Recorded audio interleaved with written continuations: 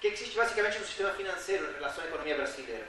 Então, se o rico país cai, se a taxa de câmbio cai, e se a taxa de juros de um ano, de longo prazo, não aqui um ano, não PDI, é um ano, também cair, isso indica de que o pessoal, não, o pessoal do mercado financeiro, o pessoal que faz negócios, acha de que existe confiança para a economia brasileira. Digamos, de todos eles, o mais importante é o swap PDI de um ano, não? A gente espera que, se tiver contaminação da crise política para a economia, a primeira variável que vai sentir vai ser essa. Seja, nós estamos vigiando dia a dia isso para ver como que isso vai, porque se tiver algum sintoma de contaminação, isso vai estar aqui. Tá? Depois, claro, vai se manifestar também na taxa de câmbio, o dólar vai começar a subir, não? E o risco país também vai começar a subir. Mas nós acreditamos que o aumento inicial deve ser nos juros de longo prazo. Tá? Também comportado. Nós também acompanhamos indicadores externos, basicamente a taxa de juros do Tesouro Americano de 10 anos é a taxa de juros que mais afeta o fluxo de capitais para o Brasil, essa taxa de juros de 10 anos. Tá? E a gente vê que o Tesouro Americano, essas taxas de juros de longo prazo, não são 10 anos, tem caído, não estão pressionando muito. Aqui que temos um indicador de problema que é o petróleo, não? Esse que pode afetar as expectativas dos agentes e a confiança externa. Esse aqui é um gráfico para mostrar um pouco o que aconteceu com a inflação no Brasil. É só mostrar aqui um pouco a nossa interpretação da inflação brasileira nos últimos tempos.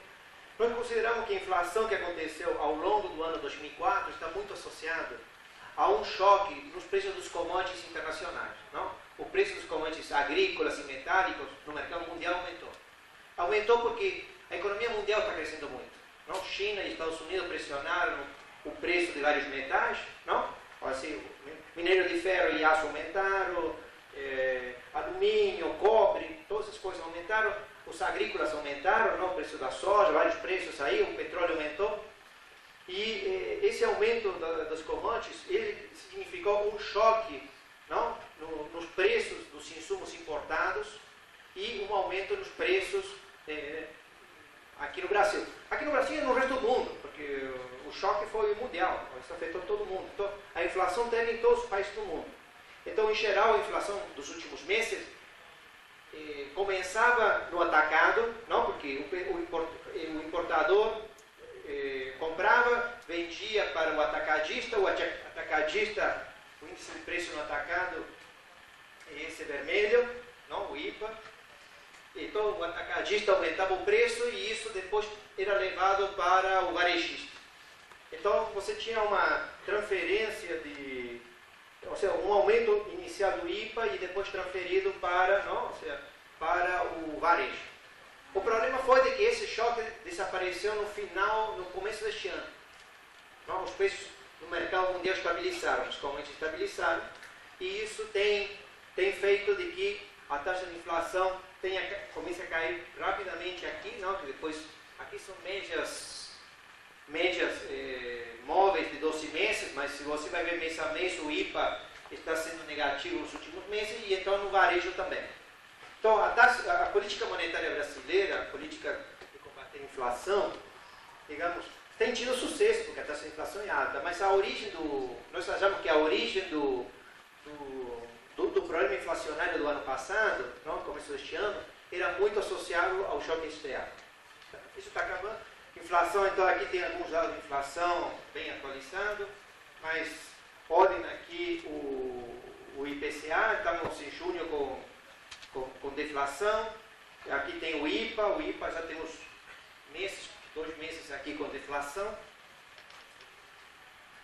Isto é indústria, isso para mostrar o gráfico de indústria. A indústria que tinha, digamos, quando o Lula assumiu, tivemos uma recessão de 6 meses, depois a indústria teve um crescimento, a economia estagnou aqui durante 3 ou 4 meses, no começo de 2004, crescimos muito até setembro. Em setembro tivemos uma estagnação de quase 9 meses, tá? E agora a gente está voltando a crescer. Não, um pouco para mostrar de que tudo indica que as coisas devem continuar crescendo, só que o crescimento é uma coisa não linear. Ela tem algumas paradinhas técnicas que a gente tem que explicar, problemas de estoques em geral na indústria, mas que a economia deve crescer. Bom, aqui um gráfico surpreendente, no sentido de que você tem a taxa de câmbio efetiva, esta é a taxa de câmbio real efetiva e este é o saldo comercial. Então, uma coisa difícil de explicar em economia. Isso é uma anomalia que a gente não entende porque que todo mundo olha esse gráfico e pergunta, não sei. A resposta é a China. Eles que estão aumentando as nossas exportações, não, então a resposta é que tem uma variável que não está aí, que é a demanda mundial, a demanda, o aumento do comércio internacional. Pois é. Mas de qualquer forma, então, um pouco a conclusão do grupo de conjuntura. A gente está numa trajetória de crescimento sustentável. Isso significa de que nos próximos anos não teremos recessões tão profundas como nos anos 90. Isso não significa que a gente vai crescer muito. Significa que a gente podemos ter um crescimento. Tudo indica que se a coisa continuar do jeito, a gente terá um crescimento de 3,5%, 4%, que terá um crescimento medíocre, não? Frente a um crescimento médio dos emergentes de 5% e o sudeste asiático de 6,5%. A gente estará crescendo 4%, mas estaremos, em termos relativos, menos que os outros. Mas que existem ainda problemas macroeconômicos. Isso é um pouco o que a gente acha que a agenda macroeconômica que o governo tinha dado por encerrada, não, você vai dizendo, bom, não temos mais nada para discutir macroeconomia e vamos discutir micro, vamos discutir problemas pontuais, estruturais, de mais longo prazo. Acho que ainda, digamos, isso está muito claro nos últimos 2 meses, não pela crise política, mas por problemas econômicos. Então, tudo indica que devemos abrir um pouco nossa agenda macroeconômica. Um pouco a história é a seguinte: quem olha o ano 96 foi um ano fantástico. Ano bom, saiu do brigadeiro, o presidente do Banco Central ia para a praia, não? Tranquilo, estava tudo bem. O problema é que foi um ano e se pensava que a macroeconomia estava ajustada. Quando a gente olha para trás, a gente vê que a gente perdeu em 96 a chance de fazer os ajustes macroeconômicos que precisavam fazer. Os economistas começam a ter a desconfiança agora de que as coisas estão indo bem na economia, não? Mas existem problemas macroeconômicos que não estão sendo resolvidos, tá?